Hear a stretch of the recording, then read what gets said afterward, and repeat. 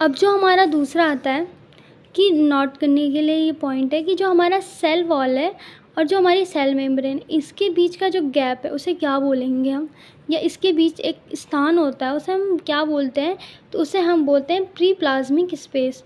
क्या बोलते हैं बेटा? Periplasmic space. Cell wall और सेल मेम्ब्रेन के बीच के स्पेस को हम बोलते हैं प्री प्लाज्मिक स्पेस।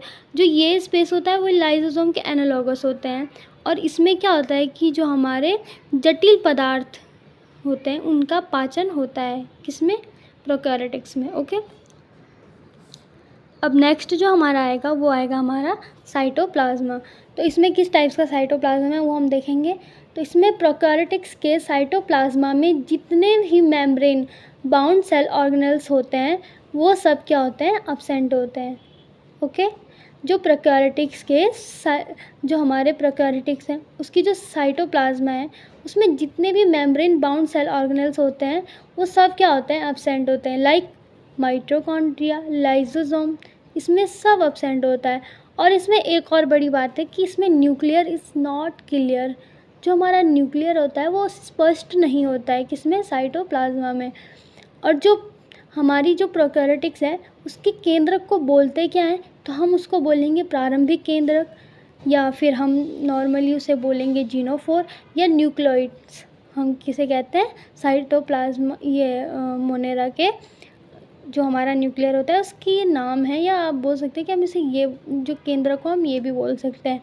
अब इसमें जो न्यूक्लियर मेम्ब्रेन होती है, मतलब कि हमारी जो केंद्रक झिल्ली है वो अब्सेंट होती है। ओके, क्योंकि ये हमारी जो न्यूक्लियर झिल्ली है इसमें अब्सेंट होती है, और इसमें न्यूक्लियस मतलब केंद्रिका, ओके, जो इसमें केंद्रिका है वो भी क्या होगी? अब्सेंट होगी। और जो इसमें हमारा जो क्रोमोसोम्स है वो ट्रू क्रोमोसोम्स होते हैं, जो वो अब्सेंट पाए जाते हैं हमारे मोनेराज में या प्रोकैरियोटिक्स में। अब जब ये अब्सेंट है, कौन? हमारा जो ट्रू क्रोमोसोम्स है वो अब्सेंट है, तो इसके स्थान पर कुछ तो होगा ना। तो इसके स्थान पर हमारा होता है फॉल्स क्रोमोसोम्स, या हम जिसे बोलते हैं कूट गुणसूत्र।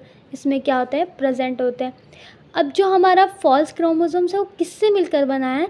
तो वो हमारा डबल स्टैंडर्ड सर्कुलर डीएनए, या जिसे हम बोलते हैं द्विरज्जुकीय सर्कुलर डीएनए व नॉन हिस्टोन प्रोटीन, यानी कि पॉलीएमीन से मिलकर बना होता है हमारा कौन? प्रोकैरियोटिक्स का फॉल्स क्रोमोसोम्स।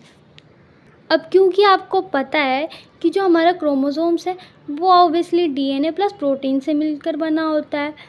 अब जो फॉल्स क्रोमोसोम्स होते हैं वो क्या होते हैं? कुंडलित हो जाते हैं, मतलब कुंडलित हो जाते हैं सर्कुलर।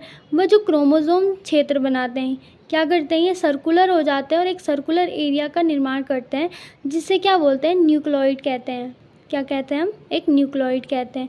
अब प्रोकैरियोटिक्स में जो राइबोसोम होते हैं वो 17S प्रकार के होते हैं। जो हमारे प्रोकैरियोटिक्स में राइबोसोम्स होते हैं वो 17S प्रकार के होते हैं। अब आपको पता है कि राइबोसोम भी एक सेल ऑर्गेनल है ना। और इसमें तो हमें बताया गया है कि झिल्ली प्रेजेंट ही नहीं होती है, लेकिन जो हमारा इसमें राइबोसोम पाया जा रहा है वो झिल्ली रहित पाया जा रहा है। कौन सा झिल्ली रहित पाया जा रहा है? राइबोसोम। और जो राइबोसोम होता है वो प्रोटीन संश्लेषक के स्थल होते हैं। ओके, अब इसमें जो एक और चीज़ अब्सेंट होती है वो क्या होती है? वास्तविक रिक्तिका या ट्रू वोकल्स। इसमें क्या होते हैं? अब्सेंट होते हैं। ये जो हमारे हम आपको पता है कि जो हमारे बैक्टीरिया हैं वो हमारे जो हमारी नेक्ड आइज से तो देखा नहीं जाएगा, तो नॉर्मली ये माइक्रोस्कोपिक होंगे या अल्ट्रा माइक्रोस्कोपिक होंगे। तो यही हमारा मोनेरा का कैरेक्टर है कि हम इसे क्या है? नेक्ड आइज से नहीं देख सकते। हम आप देखते होंगे कि सॉइल हो गई या वाटर हो गया उसमें कई प्रकार के बैक्टीरियाज पाए जाते हैं, लेकिन हम उसे नहीं देख पाते हैं। बट अगर हम उस माइक्रोस्कोप से देखेंगे तो हमें वो स्पष्ट रूप से दिखाई देंगे। जैसे कि हमारा एग्जांपल है माइकोप्लाज्मा। अब इसका जो नेक्स्ट वो है, तो आपको पता है कि सभी में जो हमारी माइटोकॉन्ड्रिया है वो पाई जाती है, क्योंकि ये एटीपी सिंथेसिस करती है, ऊर्जा का निर्माण करती है।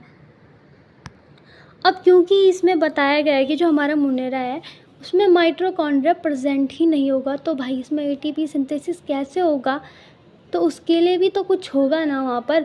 तो उसके लिए हमारा बनाया गया है इसमें मीज़ोज़ोम, या इसमें क्या प्रेजेंट होता है, मीज़ोज़ोम प्रेजेंट होता है। इसमें mitochondria are absent and mesosomes are presents. Okay, अब मीज़ोज़ोम जो होते हैं वो अंदर की ओर अंतर्वलित होते हैं या इनवेजिनेट होते हैं, होकर बनते हैं। इस मीज़ोज़ोम के अंदर सारे के सारे जो होते हैं वो जो रेस्पिरेशन एंजाइम होते हैं या श्वसन एंजाइम्स होते हैं वो पाए जाते हैं। अब यही जो रेस्पिरेशन एंजाइम इन्हीं के इससे जो एटीपी सिंथेसिस करते हैं, क्या होगा, अब जो हमारा इसमें तो हमारा माइटोकॉन्ड्रिया है नहीं, तो एटीपी कौन सिंथेसिस करेगा, हमारा मीज़ोज़ोम, क्योंकि मीज़ोज़ोम में क्या पाया जाता है, हमारा श्वसन एंजाइम्स पाए जाते हैं, बहुत सारे श्वसन एंजाइम्स पाए जाते हैं जो क्या करते हैं, एक एटीपी का सिंथेसिस करते हैं हमारे किसके लिए, मोनेरा या बैक्टीरियाज के लिए। अब क्योंकि आपको पता है कि इसमें बैक्टीरिया पाए जाते हैं, और बैक्टीरिया भी 2 टाइप्स के होते हैं हमारे, कौन, ऑटोट्रॉफिक्स एंड हेटेरोट्रॉफिक्स, यानी स्वपोषी एंड विषमपोषी।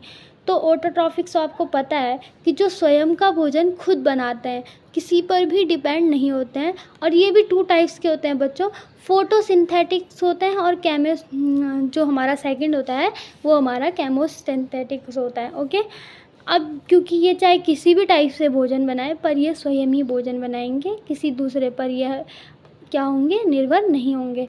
लेकिन जो हेटेरोट्रॉफिक्स है उनका तो मेन है, मतलब बेसिक कैरेक्टर्स है कि हेटेरोट्रॉफिक्स हमेशा दूसरे पर ही निर्भर होते हैं, वो खुद से भोजन नहीं बनाते हैं। ऐसा ही इनका है सेम कैरेक्टर।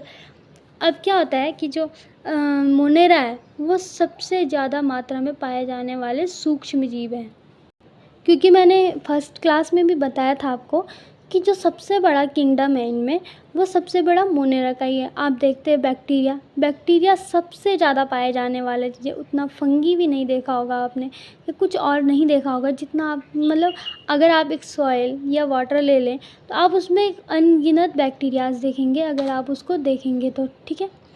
तो इसलिए ही इसका किंगडम, क्योंकि हमारे जो बैक्टीरिया है ना वो क्या होता है कि हर हैबिटेट में पाए जाने वाले होते हैं। अब क्योंकि जो हर, जैसे फंजाई है तो वो हर हैबिटेट में तो नहीं पाई जाती है ना, मतलब जैसे कोई और जीव है तो वो हर जगह अपने आप को उतना वो नहीं कर पाती है, हर इन्वायरमेंट में हो गया या हैबिटेट्स हो गए, उसमें नहीं पाए जाते हैं। लेकिन जो हमारा बैक्टीरिया है वो सारे जितने भी हैबिटेट्स हैं हमारे, कैसा भी इन्वायरमेंट हो, कैसा भी हो, टेम्परेचर हो, सब में ही क्या हो जाते हैं, एडजस्ट हो जाते हैं बोलो, या आप नॉर्मल लैंग्वेज में अपने आप को क्या करते हैं, सर्वाइव कर ही लेते हैं।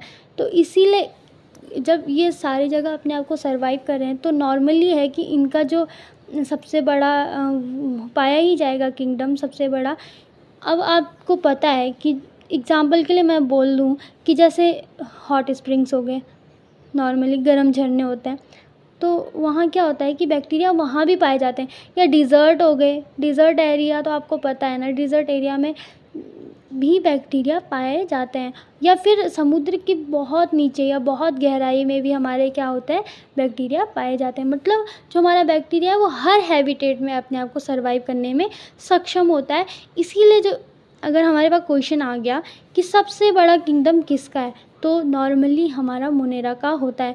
गाइस आपने देखा होगा कि जूलॉजी में भी आप पढ़ते होंगे कि सबसे बड़ा जो किंगडम है ऑर्थोपोडा का होता है। वैसे ही इसमें भी हम प्लांट इसमें देखें तो जो सबसे बड़ा किंगडम है, या हमारा इसमें देखें हम, तो जो हमारा सबसे बड़ा किंगडम है वो हमारा मोनेरा का पाया जाता है। ये बहुत इम्पॉर्टेंट टॉपिक जो हमारा फर्स्ट क्लास थी इसकी, ये ख़त्म हो चुकी है। एंड इसका जो सेकंड पार्ट है वो भी मैं आपके लिए ले आऊँगी, एंड थर्ड पार्ट भी। इसके 2 पार्ट और बचे हुए हैं और ये सभी इम्पॉर्टेंट है। तो आप प्लीज़ अपने नोट्स बनाइए, पढ़िए। Thank you so much.